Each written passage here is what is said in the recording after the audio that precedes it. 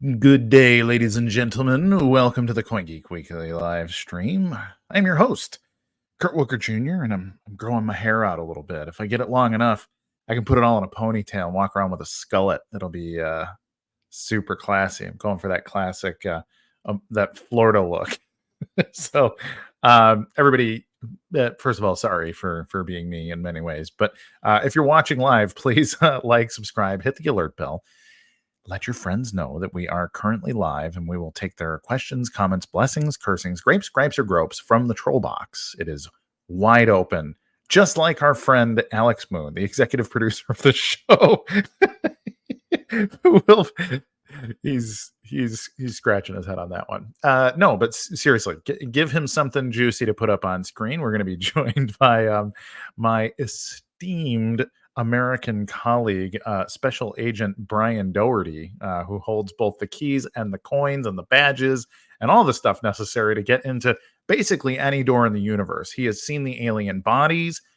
He shot down what's that missing flight everyone's talking? All right, now, okay, off base. Should have pre-planned my nonsense speech. So we are indeed live. We'll be talking to Bryan. Bryan is one of the real experts in the space who frankly deserves more limelight for all the stuff he's doing, because I mean it quite literally. Bryan is the guy who is like goes behind the door that's got like the big skeleton key lock and all these like houses of Congress and these like regulatory offices. And I think right now he's in Germany because he's like talking to Interpol about all kinds of really cool stuff. So we'll talk a little bit about that. We'll learn what he's been up to lately. Bryan's also a hell of an entrepreneur in his own right. So he's got his own stuff that is also very exciting. So we'll talk a little bit about some of the stuff he's up to commercially, and then the stuff he's up to as a, I don't know, something of like BSV's chief lobbyist or something like that. And then also talk a little bit generically about like Bitcoin and mining economics. He just released a paper that I was honored to contribute a little bit to, about mining economics and the future of mining with kind of a 10-year scope. So we'll touch on some of that stuff too. But before we get to that, we must pay the bills, and we pay the bills with ad revenue because nobody seems to care about micropayments, despite the fact that the show is often about micropayments. So if you'd like to advertise on the show, you can reach out to Dr. Alex Moon. That is Alex_Moon 89. I love making him blush. It's like my favorite thing in the world. So yeah, reach out to Alex if you want to advertise on the show here. You have a delightful audience of 18 to 34, typically male, typically bald, and really interested in nerdy stuff. So if that's your demographic, go ahead and reach out, become an advertiser. So with no further ado, Mr. Moon, please play. On this week's CoinGeek Conversations, Mohammed Jabber, the co-founder of ELAS.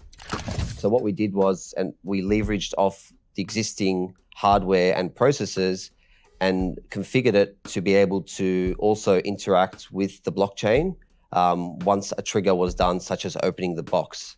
So at the moment, these tags are tamper evident. So if they're broken, you can see that. But we've taken it a step further and linked that up with a digital twin pairing, and then recording those events as they happened onto the blockchain.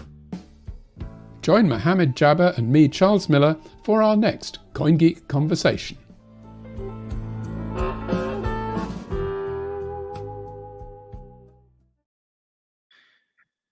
Hello, Special Agent Daugherty. How are you? Good afternoon, good morning, good evening, wherever you are. How are you doing, Mr. Kurt Wuckert? I see we have the same father.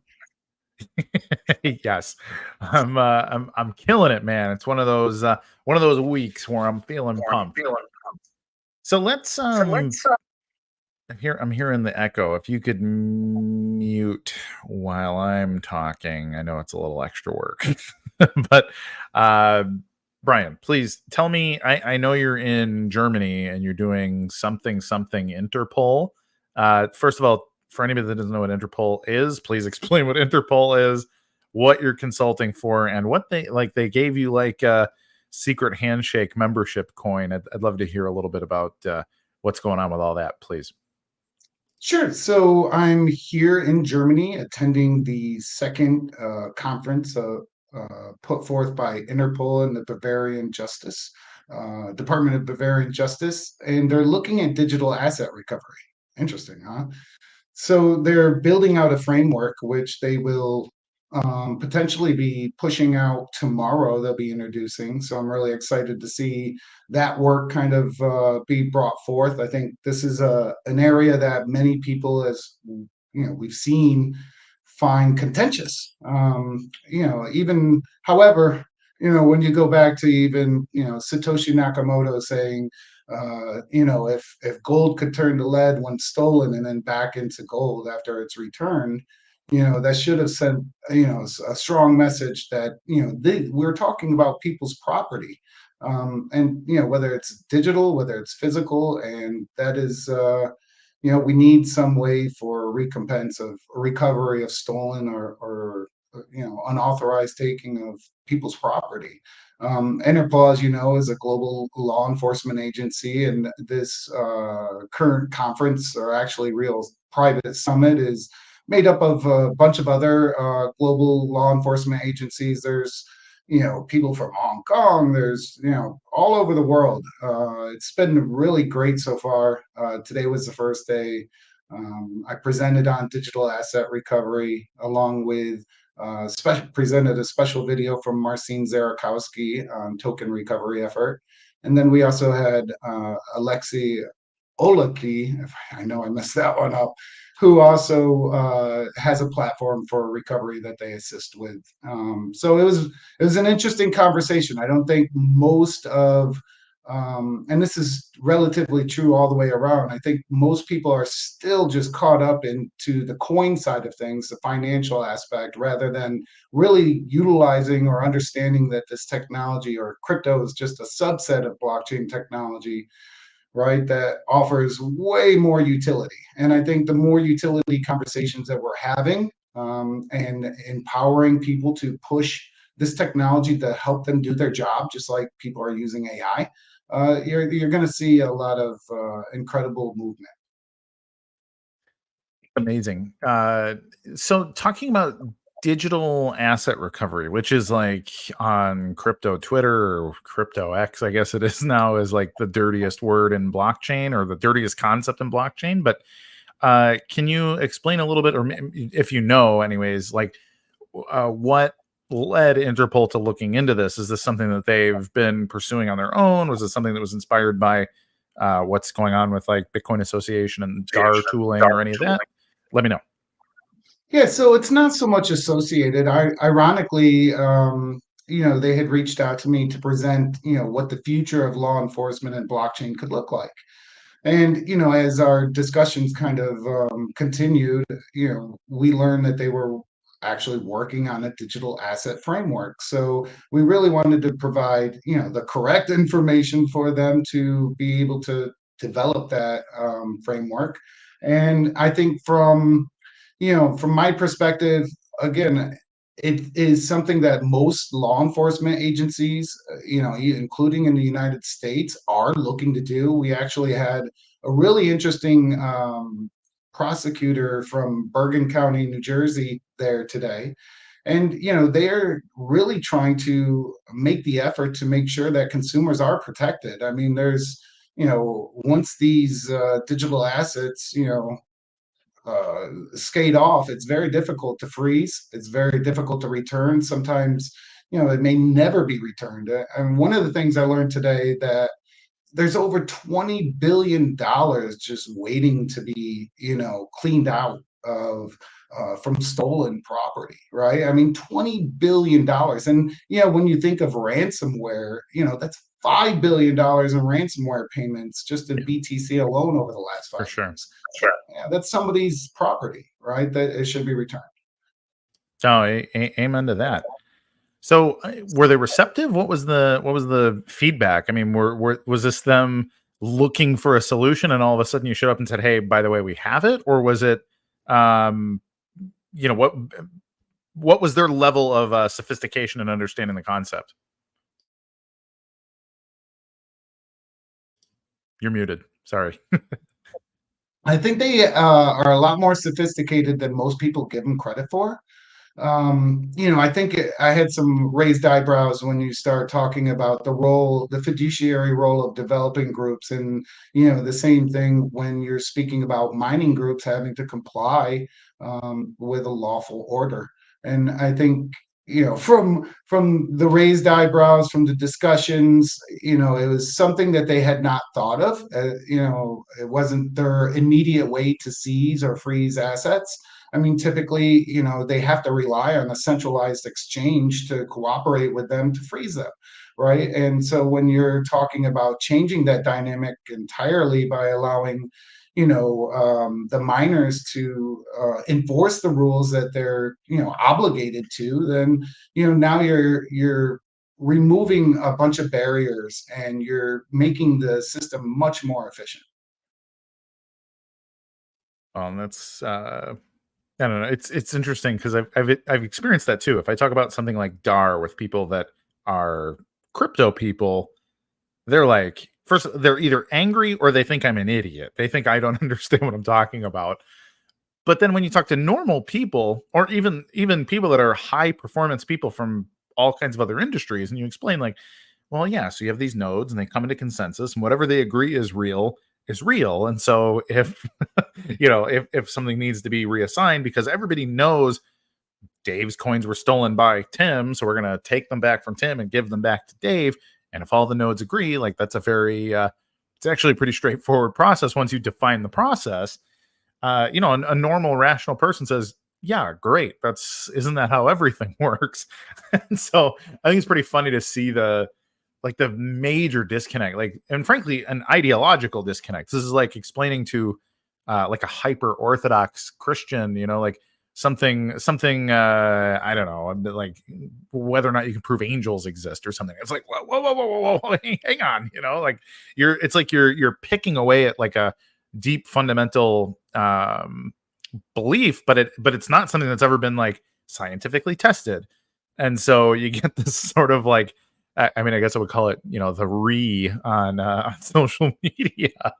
But no, it's fascinating. So anything else in Germany? I mean, I imagine, are you there for a day? Are you there for a few days? Like what else is going on while you're in Germany? Yeah, so I'm here for one more day for the conference, and then I think I have a down day before I fly out to Switzerland. I'm going to stop by the BSV Blockchain Association headquarters and check in there, and then before I make my way down to Dubai, which I'm super excited to get back there. It's been a year. Absolutely love Dubai. We will be attending the GITEX technology conference, which is the biggest technology conference on the planet. SmartLedger is really focused on presenting CertiHash there, so we're excited on that.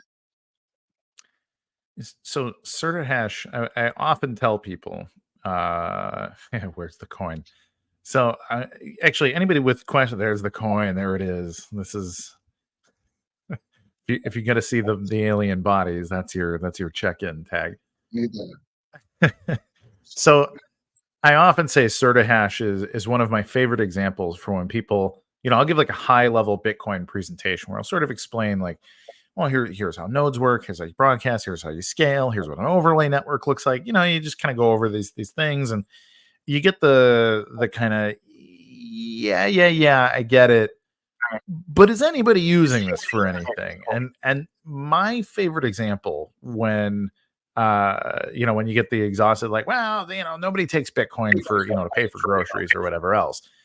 I will often pivot and say, actually, there's this really cool project. And let me give you a little bit of predicate information about cybersecurity and the problem that it solves.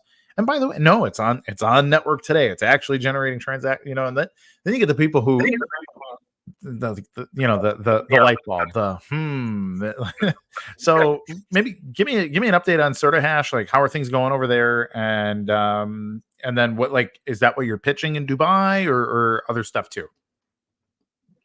Yeah, so let me give you the rundown on CertiHash, right? I think it is one of the most exciting applications that is out there.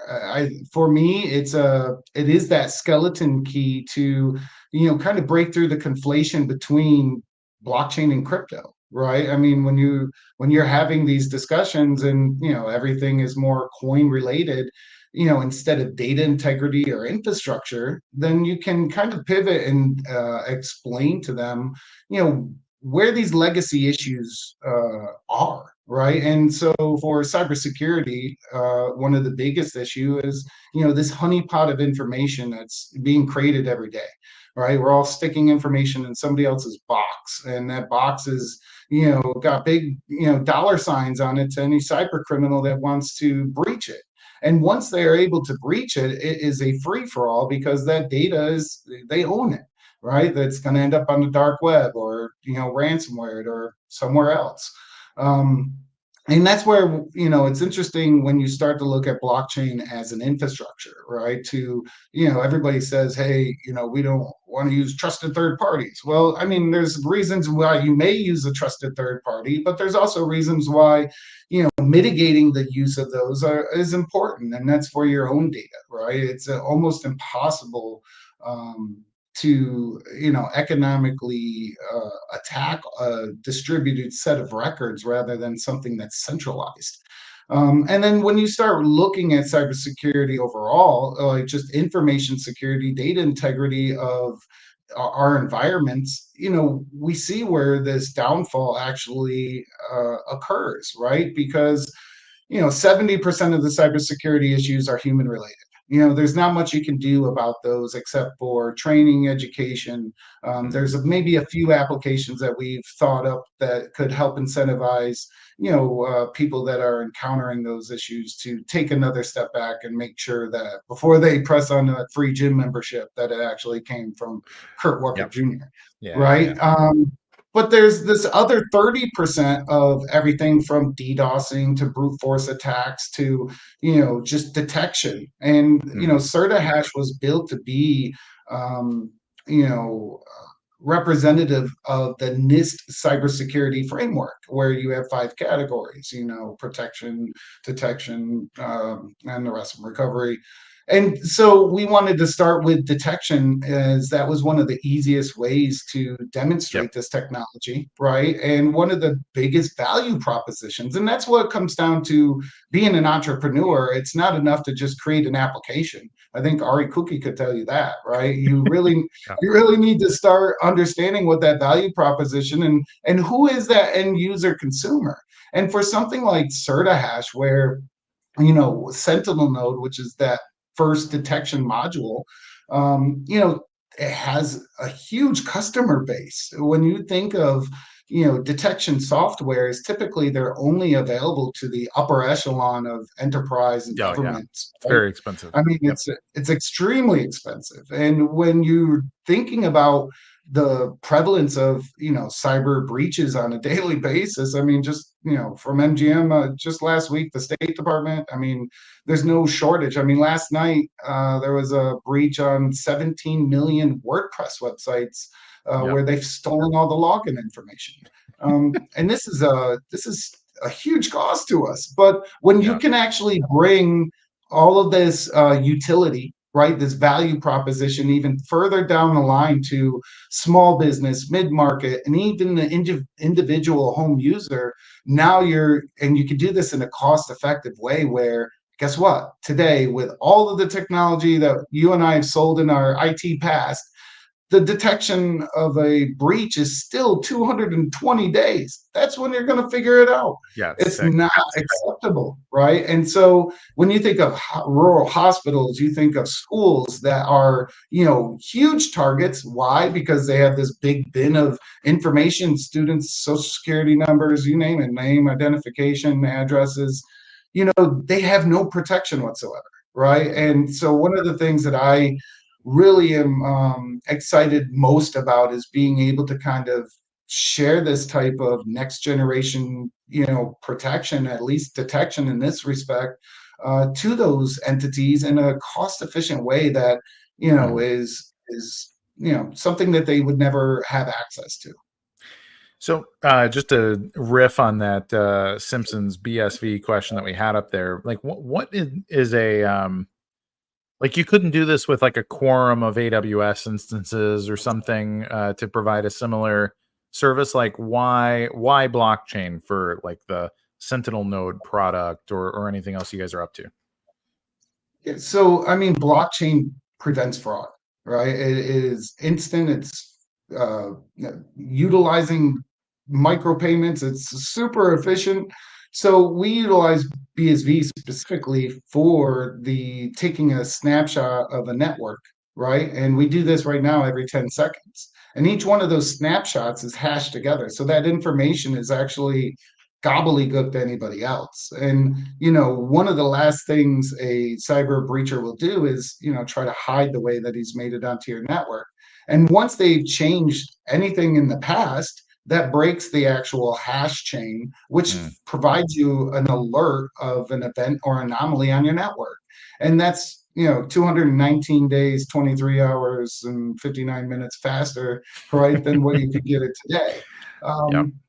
Yeah, and I think that that's, one of the key aspects, but the other key aspect is, there's accountability, right? I think we saw with the Uber hack and, just one of the Yep. most recent hacks where the CISO is actually getting caught up in legal issues, right? Because of the decisions that they either made or didn't make. And one of the things I like about Sentinel Node is it allows for once that instant alert is provided, now you have an attestation of who received it and what did they do about it? How did they begin to mitigate that problem? And I think this is a key aspect when you start looking at, the problems with cyber insurance, where the premiums are ever going up, they're covering less and less, and those cyber insurance carriers are writing more checks than they're bringing in. And that's because of the legacy infrastructure that wholly trust on a trusted third party that we're staking our data in there for. And again, we're just putting a target on it. Yeah.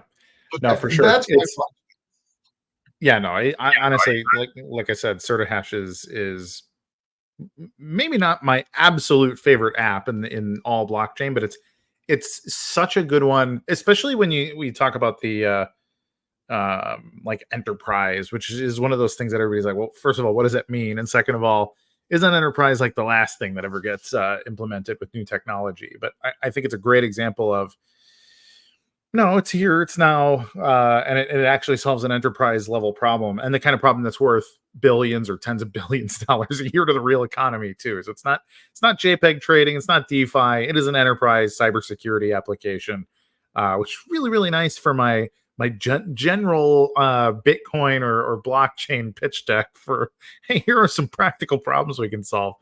We got another question here from Mr. Vidal, one of the local Floridians, saying, has the market value of data surpassed the market cap of oil? I don't know. I need to see some math on it, frankly. You're kind of a graph guy, Brian. do you have any math or anything to address on that? I'm definitely not a math guy, that's for sure. But I would say, we are kind of growing out of this big data era. We've seen that happen. Everybody talked about cloud analytics and what you can pull from that information. And now we are in the extreme data era, where not only is that information accessible, right? Data is the new oil. But you have this proliferation of smart devices, sensors, drones, satellite imagery, you name it. And all of this information is all this data is key to providing better efficiencies, better programs, better frameworks, better experiences. And yeah, I would say potentially data has surpassed the value of oil, and it should have. It should, because that's what pushes us forward, right? I think when you have the intersection of AI and blockchain, which I hate when people separate them, because you actually need them together for a multitude of reasons. All right, I hate when people just separate blockchain as a separate technology from other emerging technologies, because blockchain is actually this infrastructure for the data integrity of all of those technologies. Right, it's part of the stack. Yeah. And so, to answer the question, yeah, I would say, people have not realized how valuable their data is, especially the individual consumer.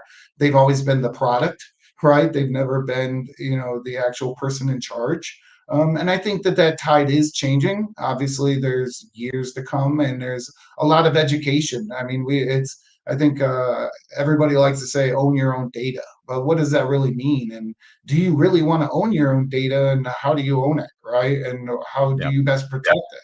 So I think that there's a lot of discussions that need to occur. But yeah, I think data is the new oil for sure. Yeah. No, I agree completely. So going back to like Dubai, the Middle East is in something of a shakeup in the last few days here. Dubai is pretty geographically separated from what's going on in the Levant, as the fancy people call it. But any concerns with any of that? Any heightened security for Americans or anybody coming into Arab countries or anything like that?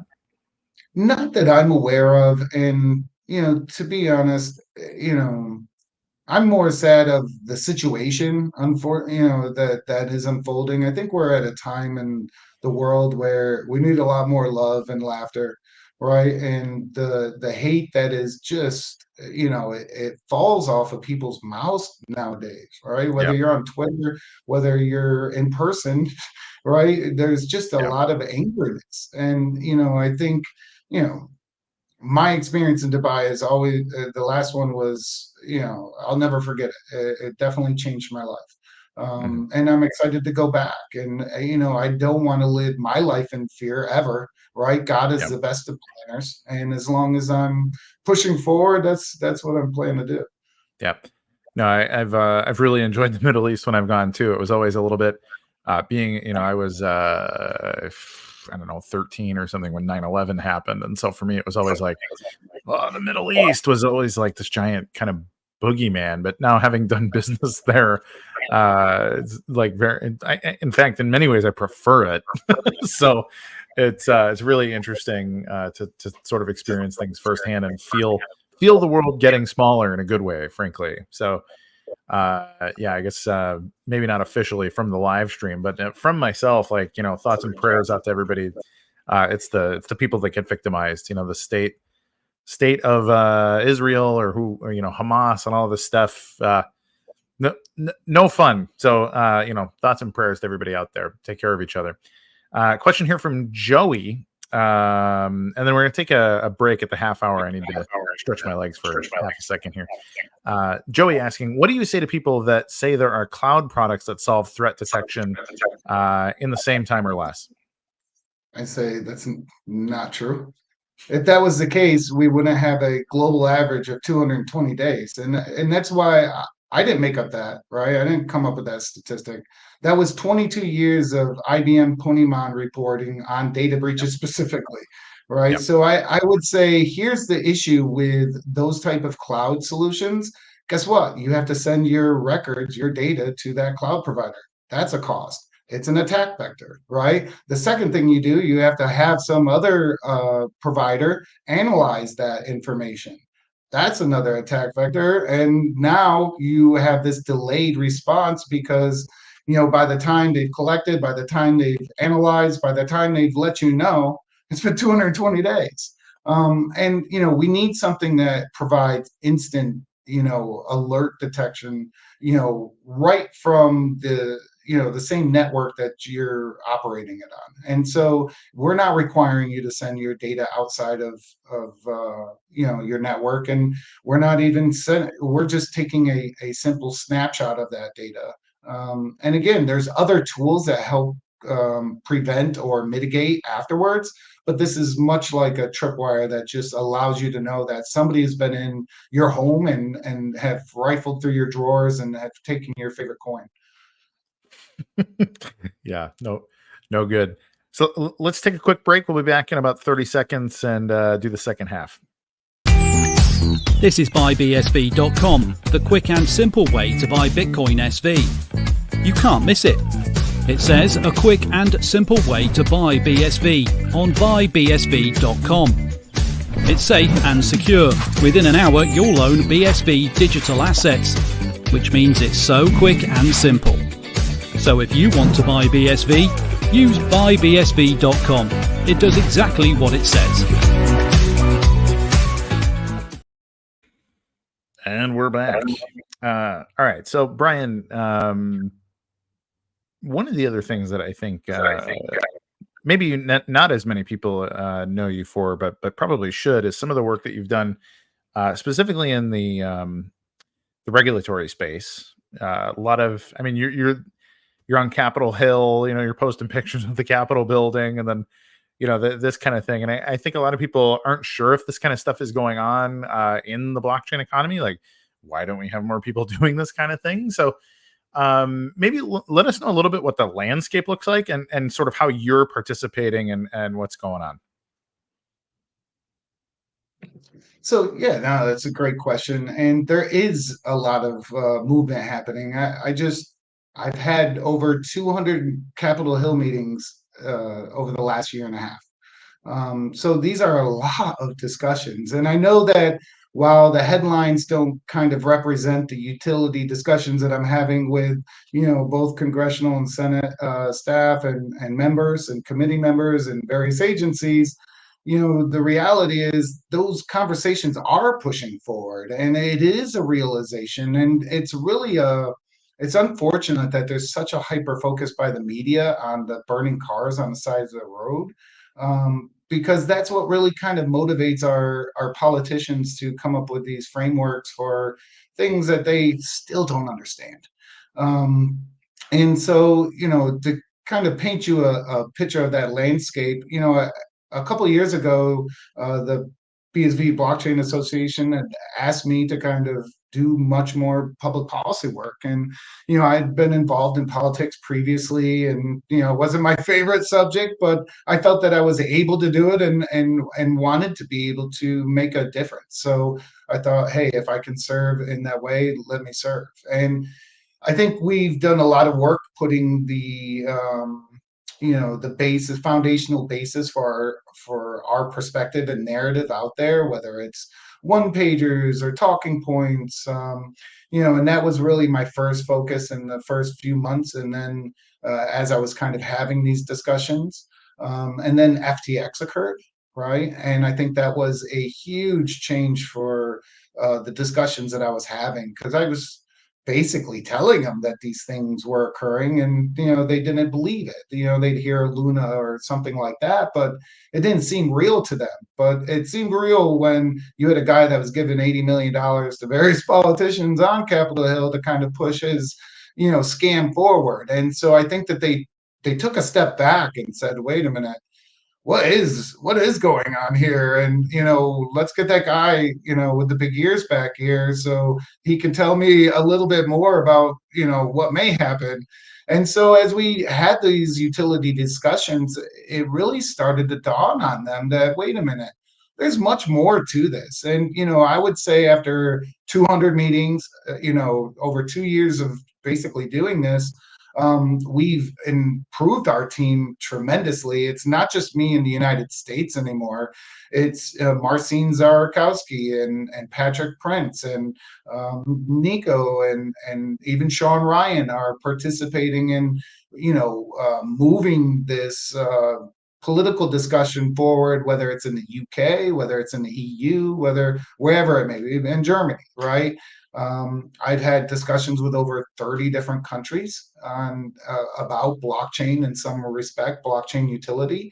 I have been spending a great deal of time with various agencies to help them with utility type of applications and ideas, and that spans from the federal government all the way down to the state government. I've obviously done quite a bit of work in New York State with even presenting at Senate committee hearings, and even down to the municipal status, where I've worked with, the innovation center in New York City and the New York City IT team to really put forth ideas of how they can create these efficiency applications, everything from, say, a handicap placard solution that prevents 50% of the handicap placards in downtown Manhattan from being fraudulent, right? So like these are things that they can really bite into, and they understand the value of what it costs them in lost revenue, right? Lost fines, and just the issue that handicapped people may have when they're visiting Manhattan,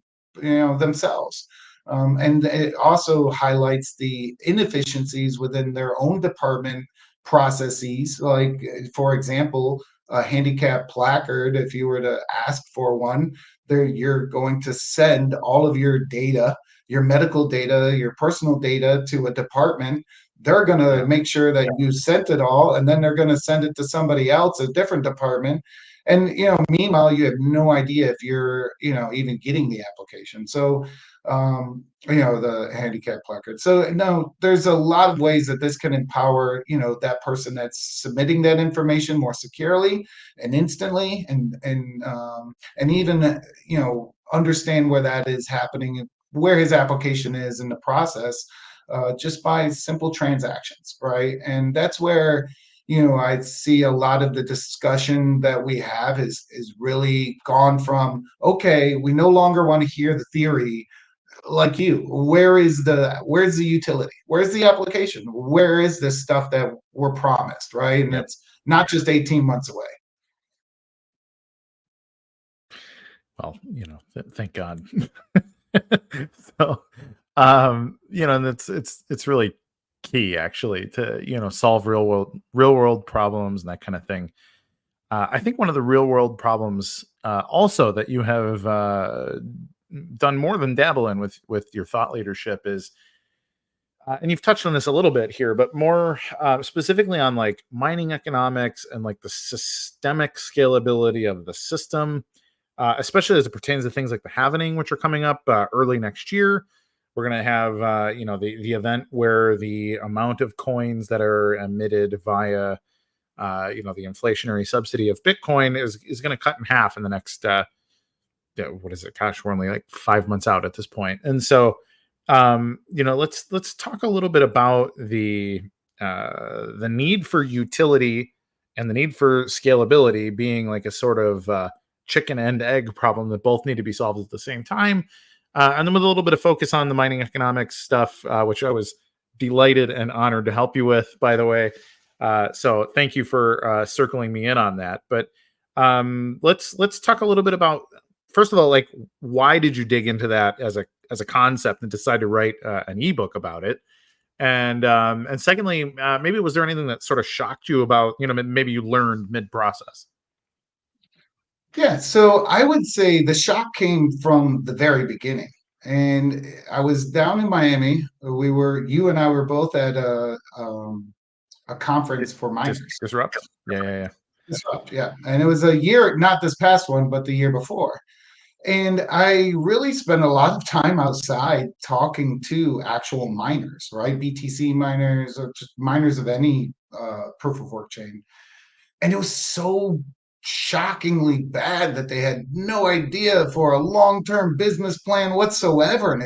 And when I started talking about, the halving and, what happens when, the subsidy goes down, and what do you think happens with those transaction fees, and, just asking open-ended questions, and they just had not thought anything about it. And it kind of struck me as odd, right? You've invested money and time and energy into building a business that's right now profitable. Man, money. How about like hundreds of millions of dollars in a lot of cases here? And it's shocking that there's not a business. Again, not to bring Ari Kuki up, but he should like be there knocking on their door, explaining to them, "Hey, what are you doing? Like, what's your plan? For 193 or 200 days from now, like, or after the next halving, like." There is going to be an effect, whether somebody wants to pretend or not.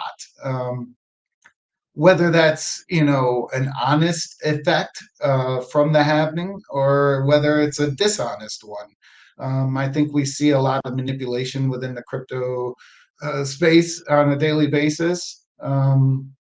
I just think that the honesty that could be, the honesty of miners is something that's integral to the foundational aspects of blockchain, right? And for, this large contingent, that is a pillar, for them not to really have a long-term idea of how they're going to serve this industry is scary, right? And that's what really motivated me to put the book together.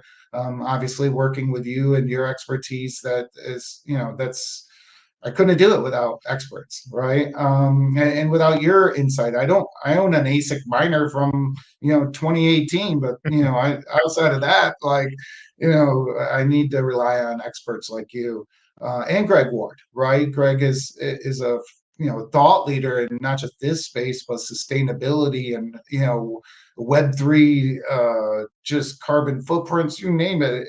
The guy is just incredible. And I not to change the subject, but I think it's important. you know I don't want accolades from people. I appreciate when somebody pats me on the back for good job, Brian, right? But you know all of us are just part of a team, of an extension. Whether it's me with Sean and the SmartLedger team with Greg and Ava, whether it's us as a BSV Blockchain Association, whether it's us as entrepreneurs on this space. We have to do a better job of cooperating and competing, which is the same aspect that miners need to do, right? They need to cooperate and compete at the same time.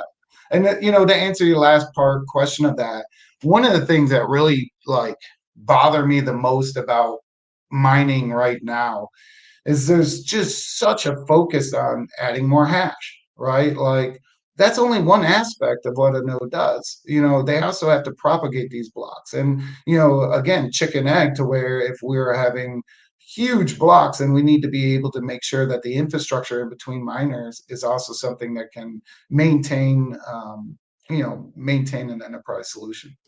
For sure. Where can we get the book? So all of these ebooks are available under the resource tab of the BSV Blockchain Association website. They are free. So eat them up. I've written probably 4 or 5 over the last 4 years, because I'm coming on my 4th year, I believe, at the association. Time flies, man. Seems like it's gone. Like, if you did it dog years, I've been here for 28 or something. So all right, with the official haircut of BSV, no less. So no, it really is fascinating. Like, to your point about these hashing companies being there and not really having a business plan. I saw I think it was the Marathon's like I don't know, they might be the second largest mining company in the country, publicly traded, like, whatever. But the CEO was on some kind of a Q&A, and somebody asked them, like, what is the plan for, over the next, because it's been a long time since they've been profitable, and then asking, like, what is the plan for profitability, into the next 18 months or something like that. And he's like, well, he's like, you see him looking to God for an answer, right? And then he just kind of says, like, wow, we just really got to hope that number goes up. And, and we literally left it end of conference call, like a couple $100 million worth of shareholders and stuff, all that. Like, what's the plan out of this? And that basically, like, I don't know, man, we really wish Sam Bankman-Fried was back. So just wild, really, really wild. It's actually scary. It's scary that people invested in them, right, to be a steward of their money and investment. And, right. What do you got? And I think it's an opportunity, though, right? These miners will go out of business, and there will be tons of gear for people that understand how to run a mining operation like yourself. So, potentially, you'll have access to new ASICs and other hardware in the future. Amen. Let's take a couple questions from the audience. Mr. Moon has been both fearlessly and flawlessly starring them to put up here in the chat. So, Mr. Moon, thank you for your service. Messy times two brilliant, handsome, and capable gentlemen in one broadcast. How has the world earned such an honor? Mr. Messina, you are just really a master of words and compliments. So thanks for watching, Christopher. We appreciate you. And check out the Messy Times, one of the truly independent shows on all kinds of topics. Frankly, like he'll talk blockchain, he'll talk global politics, and just everything in the middle. He's talking like interesting international business and good guy. So a completely hilarious guy. Yes, he's also very, very funny. Like he's very sharp. I really like his sense of humor. So you should sponsor our show, Christopher, since I've now given you a shout out on mine. So let's take another question. He's also bald. He also has the official haircut of of Big Block Bitcoin. Erlich Bachman, is SmartLedger accepting offers from investors? Ooh. Wow, that's always a great question to hear. I'm very proud that we're going on our 4th year, right? And I think that is, a testament to our team. We've built this organically. We've invested our own money into our own products, including CertiHash, which we collaborated with IBM to develop. We're always interested in, having conversations around utility solutions. I think more so it's some of the products that we would like to push forward. I think if you go back to your January show, right? I can't believe it's almost the end of the year already. But if you go back to, your first show this year where we shared, 20 different applications, we have a very energetic and, incredible team. But obviously we have to keep everything focused on what we can, handle within a time period or a day. So, we're always open to investment offers, especially around these products that are rolling out now, right? That something like CertiHash that, I look at CertiHash as a game changer in the sense of if we just captured, 1% or 0.3% of the market as it exists today for detection, you're talking a multi-billion-dollar company. And now if you can actually open that market up to include mid-market, small business, and individual users, there's something magical there. So yeah, contact me. Love it. Joey, why would any large enterprise get SmartLedger when on AWS? I think he's asking when BSV is on AWS, which actually is not the case, by the way. But so I'll give a little clarification. My company, Gorilla Pool, runs 5 node client instances. None of them are on AWS. We have 2 bare metal, 2 cloud, and we have 1 backup in a garage in the Dallas-Fort Worth area. So all professional data centers, but both geographically and economically distributed, I guess. So we have no 2 nodes in like the same not just physical location, but also like company. So we rent space from 4 different companies for 1 each of 4 distribution like that, and none of them are Amazon. So that's part of us just trying to be as decentralized as possible for the sake of persistence. And when people ask questions like, well, isn't the whole thing just on Amazon? I get to say, You get another question. Actually, I wanted to ask this anyways.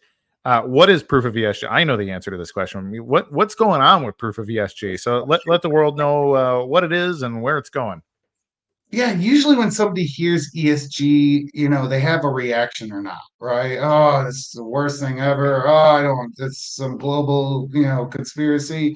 ESG to me is something that is required in the sense of honesty, right? First and foremost, we have to have an honest discussion because what's happening now is greenwashing, right? Every company will just put out a statement, this, and, trick their consumers no different than anybody else into believing that they have a sustainable footprint.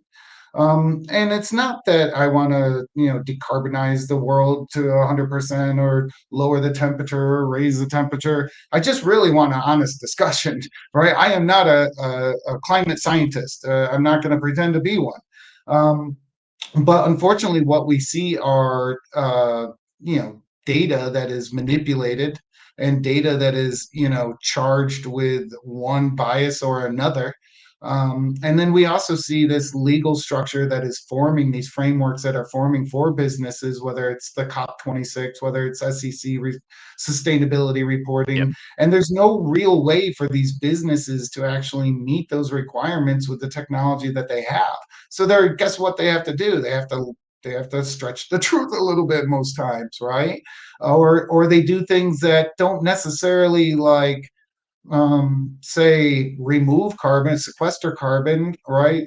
They buy a carbon credit that is not verified, that just is made up as anything else. But so proof of ESG is just this new retake on what ESG could be, in the sense of utilizing blockchain to validate this information, right? And also to help them reduce the the walls that they put up on a value chain because of cybersecurity issues, and be able to allow these businesses to communicate back and forth very easily, right? And very securely.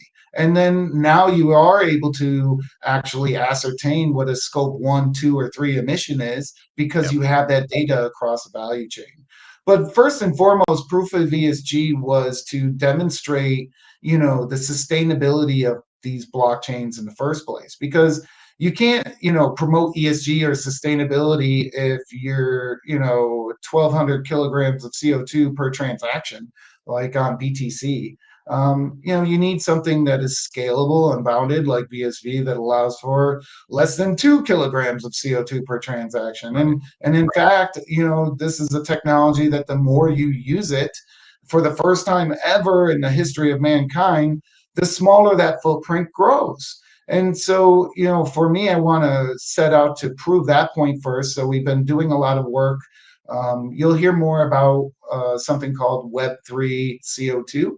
And what that is a tool set that really allows you to not just compare various blockchains, but even beyond that, because BSV is not competing with BTC or PCH. Like, that's been over. BSV is competing with displacing the legacy energy footprint in various industries now, whether financial, cloud, you name it.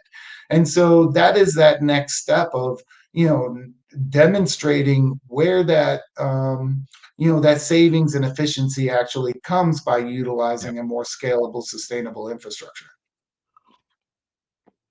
Yeah, absolutely.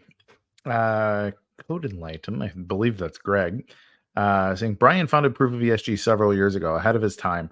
Can you talk about that, or Web3 Energy Index, and why it's so important for dispelling myths about the Bitcoin trilemma? Let's do the trilemma conversation in like 2 minutes, because there's a few more questions I'd like us to get to, and we tragically only have about 6.5 minutes left. So, again, I think what Code Enlighten was referring to is that Web3 CO2 project that we're working on. I mean, Proof of ESG was really, a framework to provide businesses a new way to kind of look at smart data, smart energy, smart infrastructure. Web3 CO2 is going to be more of that tool to allow them to, provide that data to other people, whether it is the SEC or whether it is, COP26. So I think there's that difference there. But they go hand in hand, right? All of these things are, whether you're talking about the scalability, whether you're talking about sustainability, whether you're talking about ESG, we're able to utilize this data, as we are now in 6 different partner farms, to kind of collect data from growing hemp, right, to the soil analysis, atmospheric data, plant data, and then storing that data on chain. And then simply after the harvest season, taking a core sample and being able to know and authenticate on chain how much carbon was actually sequestered, right? And that's something that surpasses carbon credits today, where they're just kind of made up and that money isn't actually going to decarbonize anything. Yeah, absolutely. Next question, please. Brian, hey, how about ticket mint? Do you think it's too honest for the ticket industry? You know, everybody needs their cut. Yeah, I think Ticketmint is, it's something I wish I could spend more time working on personally. It's badly needed, right? I mean, just in the sense of honest and fair ticketing solutions. And just when you start combining it with blockchain and the collectible aspect and the monetization aspect of it, I think it is something that would be fun and neat to solve some of these issues that we do see with ticketing. Unfortunately, for me, I have so many hours in a day. We have a team that's pushing that one forward, but it's I wish it was something I could spend more time into, but it's still pushing away. It's out there. For sure. Another question, Mr. Moon. Kurt, do you think the mining community will get on board if they know about your efforts with Brian? And do they know, let's see, the concept of large block size enterprise? So, yeah, I think in a very basic sense, we're talking about a system that can scale because it is designed to scale in many ways. It's an economic system, and therefore individual actors that think that they can specialize in a specific aspect of blockchain scaling can then actually do a net good for the sake of that scaling and seek profit in doing it. And so there's a huge opportunity there, and I think truly, like, that is one of the key opportunities here that a normal person can still get involved in Bitcoin infrastructure for just a few $1,000s. As far as I'm aware, nobody else has a public BSV mining pool other than Gorilla Pool, of which I am the founder. So, full disclosure here. But if anybody out there wanted to start mining, I mean, there you have it. Like, come mine with Gorilla Pool. Like, you will do a net good instantaneously for the network, and you get paid to do that. So, pretty crucial piece of information there for anybody that says, man, I wish I could help. Like, if if you could put like $2 or $3 grand into something, like, you are definitely objectively and observably helping the network and getting paid to do it. So something to consider there. Another question, Joey D. Don missed my question. I meant large businesses run their data centers, apps, Kubernetes workloads, virtual machines, etc. in AWS. If AWS has a cybersecurity product as well, why not use that? I'd love to comment, and then Brian, I'll give you the last word here. But I think in a very basic sense, cybersecurity is a lot about compartmentalization as well. So if your entire stack is running in AWS, you kind of need to have a separate system that is at least doing some check against the core system, because if AWS itself could be compromised, that's going to be the vector by which you are attacked and your data is exfiltrated. So you can use AWS tools as well. And in fact, most large enterprises are going to use multiple tool sets that are hosted in various other ways too. So this is key. So using the external system, that's kind of the point. Like, this is why it's valuable, is because BSV is a third-party public ledger that can't be tampered with. And AWS, while secure, I'm not criticizing AWS, but they are imperfect. And, since everything's imperfect, you need to have that redundancy. So, Brian, anything I've missed on that front?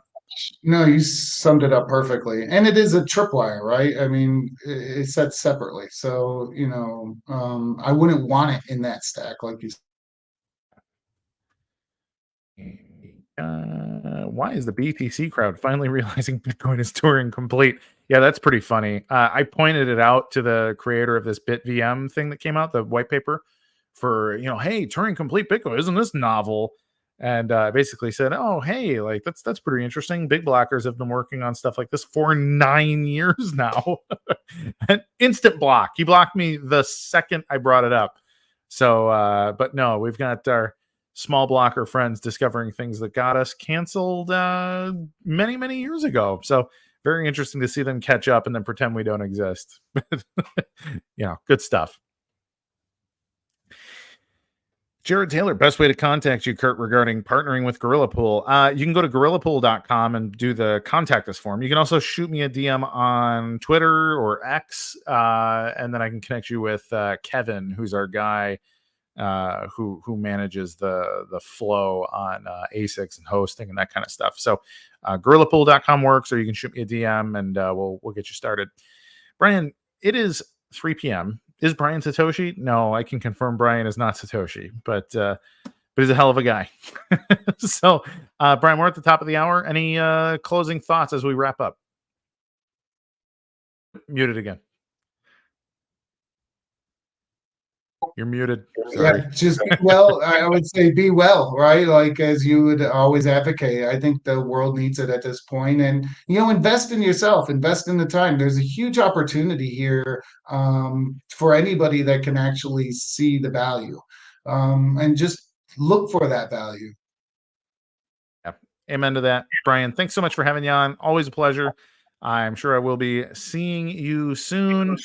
And safe travels as you make your way across the globe. Thanks, Kurt. Appreciate it. Take care.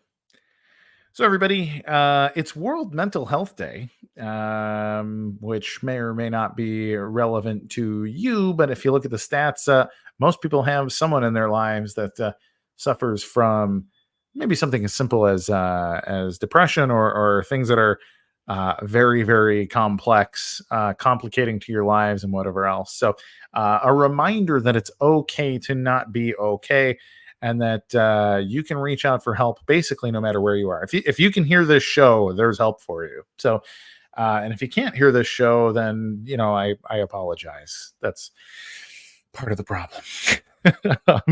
Anyways, I think it's extra important, with all the drama and stuff going on, the constant, just flagrant disregard for each other's humanity over the fact that, we disagree about which distributed ledger is best. That's the kind of thing we really could do without. So if you're out there and looking to make a difference in the world, one of the easiest ways to make a difference in the world is to simply be good to each other.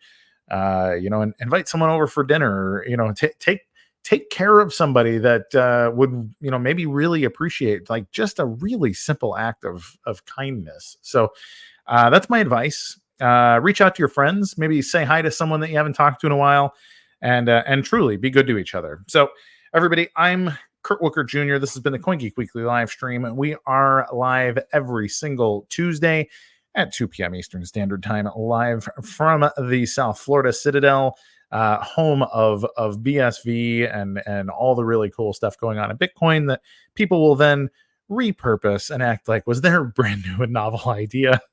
So be prepared to be copy pasted by all the people in the universe. Now I'm 3 minutes over and still talking. So thanks everybody. Again, like, subscribe, hit the alert bell, all that stuff. See you next week. Bye-bye. On this week's CoinGeek Conversations, Mohammed Jabber, the co-founder of ELAS.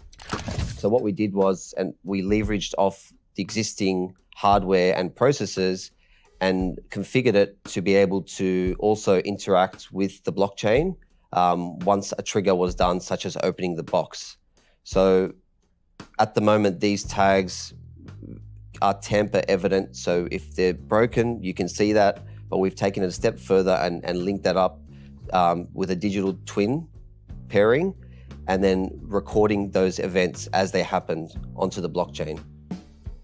Join Mohammed Jabber and me, Charles Miller, for our next CoinGeek Conversation.